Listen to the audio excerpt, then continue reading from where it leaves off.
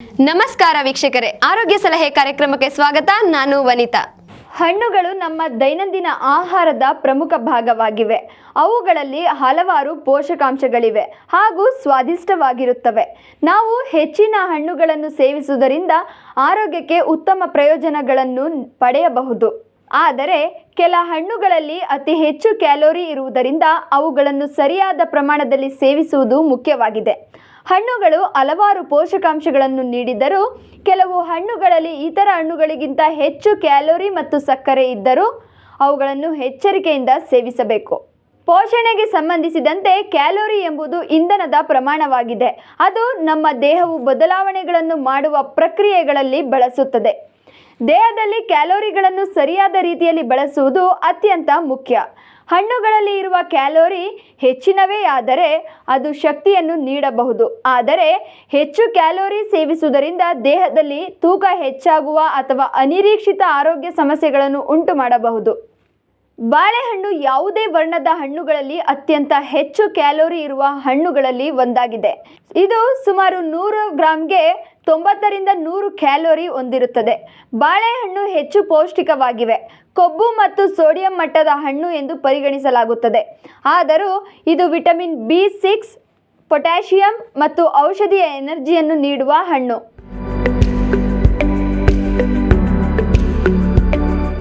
ಮಾವು ಒಂದು ಸುಸ್ತಿಯಾದ ಮತ್ತು ಹಣ್ಣಿನಲ್ಲಿ ಅತ್ಯಂತ ಹೆಚ್ಚು ಸಕ್ಕರೆ ಇರುವ ಹಣ್ಣುಗಳಲ್ಲಿ ಒಂದಾಗಿದೆ.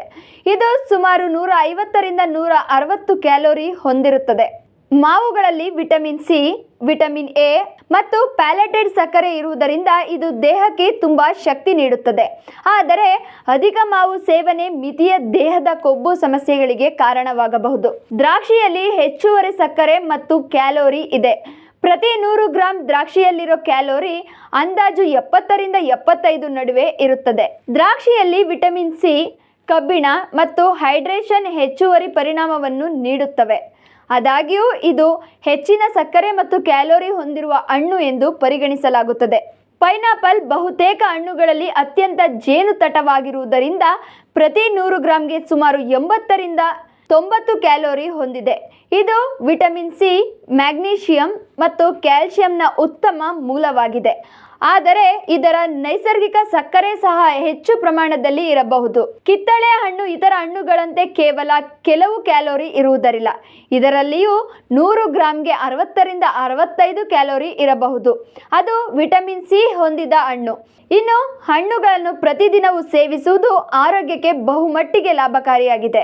ಆದರೆ ಕ್ಯಾಲೋರಿ ನಿಯಂತ್ರಣ ಇಟ್ಟುಕೊಳ್ಳಲು ಸಹ ಹಣ್ಣುಗಳನ್ನು ಸರಿಯಾಗಿ ಸೇವಿಸುವುದು ಮುಖ್ಯ. ಹೆಚ್ಚು ಕ್ಯಾಲೋರಿ ಹೊಂದಿರುವ ಹಣ್ಣುಗಳನ್ನು ಹೆಚ್ಚುವರಿ ಸೇವಿಸುವುದರಿಂದ ದೇಹದಲ್ಲಿ ಅನಾವಶ್ಯಕ ಕೊಬ್ಬುಗಳು ಹಾಗೂ ಇತರ ಸಮಸ್ಯೆಗಳು ಉಂಟಾಗಬಹುದು. ಹಣ್ಣುಗಳನ್ನು ಅದರಂತೆಯೇ ಸಮತೋಲಿತ ಆಹಾರ ಪದ್ಧತಿಯೊಂದಿಗೆ ಸೇವಿಸುವುದು ಉತ್ತಮ. ಹಣ್ಣುಗಳನ್ನು ಕೆಲವೊಮ್ಮೆ ಪ್ರತಿದಿನವೂ ಸೇವಿಸುವುದು ಆರೋಗ್ಯಕ್ಕೆ ಮಹತ್ವದ ಸಹಾಯ ಮಾಡುತ್ತದೆ. ಆದರೆ ಹೆಚ್ಚಿನ ಕ್ಯಾಲೋರಿ ನಿಯಂತ್ರಣಕ್ಕಾಗಿ ಇತರ ಆಹಾರಗಳೊಂದಿಗೆ ಸಮತೋಲಿತವಾಗಿ ಸೇವಿಸುವುದೇ ಉತ್ತಮ. ಹಣ್ಣುಗಳನ್ನು ಮಂಜು ಹೊತ್ತಿರುವ ಸಮಯದಲ್ಲಿ ಹಸಿವಿನ ಮೆಟ್ಟಿಲು ಏರುವ ಮೊದಲು ಸೇವಿಸುವುದರಿಂದ ಹೆಚ್ಚು ಶಕ್ತಿಯನ್ನು ನೀಡಬಹುದು. ಆದರೆ ರಾತ್ರಿ ಅಥವಾ ಸೋಮಾರಿತನದಿಂದ ಹೆಚ್ಚು ಸೇವಿಸಬೇಡಿ.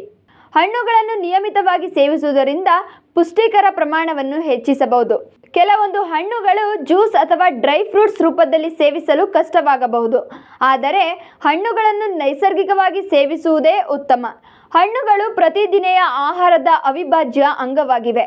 ಹಣ್ಣುಗಳಲ್ಲಿ ಸಮೃದ್ಧ ಪೋಷಕಾಂಶಗಳು ಇದ್ದರೂ ಕೆಲವು ಹಣ್ಣುಗಳು ಹೆಚ್ಚಿನ ಕ್ಯಾಲೋರಿ ಹೊಂದಿರುವುದರಿಂದ ಅವುಗಳನ್ನು ತೂಕ ಹೆಚ್ಚಿಸಲು ಕಾರಣವಾಗಬಹುದು. ಈ ಹಣ್ಣುಗಳನ್ನು ನಿಯಮಿತವಾಗಿ ತಲುಪಿಸಲು ಪ್ರಮಾಣವನ್ನು ಗಮನದಲ್ಲಿಟ್ಟುಕೊಂಡು ಸೇವಿಸುವುದು ಉತ್ತಮ. ಆಹಾರಗಳಲ್ಲಿ ಹಣ್ಣುಗಳನ್ನು ತೂಕ ನಿಯಂತ್ರಣ, ಆರೋಗ್ಯ ನಿರ್ವಹಣೆ ಮತ್ತು ವಿವಿಧ ಪೋಷಕಾಂಶಗಳನ್ನು ಪಡೆದುಕೊಳ್ಳಲು ಉಪಯೋಗಿಸಬಹುದು.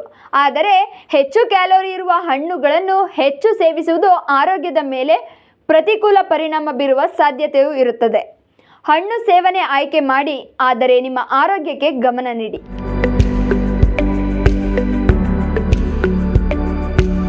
ಇನ್ನೂ ಹೆಚ್ಚಿನ ಆರೋಗ್ಯ ಸಲಹೆ ವಿಡಿಯೋಗಳಿಗಾಗಿ ಸವಾಲ್ ಟಿವಿಯನ್ನು ಸಬ್ಸ್ಕ್ರೈಬ್ ಮಾಡಿ. ನಿಮ್ಮ ಅನಿಸಿಕೆಯನ್ನು ಕಮೆಂಟ್ನ ಮೂಲಕ ತಿಳಿಸಿ. ಹಾಗೆ ಬೆಲ್ ಬಟನ್ ಅನ್ನು ಒತ್ತುವುದನ್ನು ಮರೆಯಬೇಡಿ. ಸವಾಲ್ ಟಿವಿ ಸದಾ ನಿಮ್ಮೊಂದಿಗೆ.